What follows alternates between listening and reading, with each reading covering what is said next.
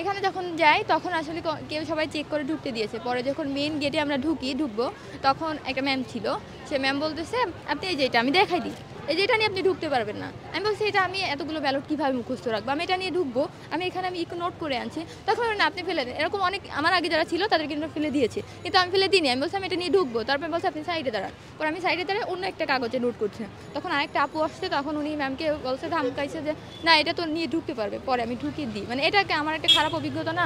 আমি ভোট দিতে আসছি, আমার সাথে কেন এরকম করবে? এটা তো আমার রাইট, আমি কাকে নিয়ে যাবো, আমি কোন ব্যালটে যাবো? ম্যাম বলার কি এখানে? ম্যাম তো এক পাখিকে আচরণ করছে। আমি আমার সামনেই দেখেছি যে অন্য একটা ছাত্র দলের নিয়ে গেছে, ঢুকেছে, কিন্তু উনি আমাকে এটা দেখে বলে এটা নির্দিষ্ট সময় ঢুকতে দিব না। বসুন্ধরা টিস্যু, অশুদ্ধতার বিরুদ্ধে এক বিন্দুও ছাড় নয়। মানে এটা নিয়ে গেছি বলছে, এটা নিয়ে এটা হচ্ছে একটা শিবিরের প্যানেল, ওটা গোছানো, আমি এটা নোট করে নিয়ে গেছি কাদের দিব, ঠিক আছে? তো ওদেরটা তো ওনার সমস্যা কি এটা নিয়ে গেলে?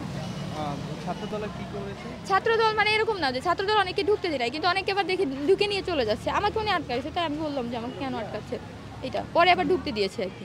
পরে এরপর থেকে ম্যাম মনে হয় ঠিক হয়ে গেছে, কাউকে দেখলাম যে এটা নিয়ে আর আটকাচ্ছে। ভোট কি দিয়েছেন? হ্যাঁ আমি ভোট দিয়েছি।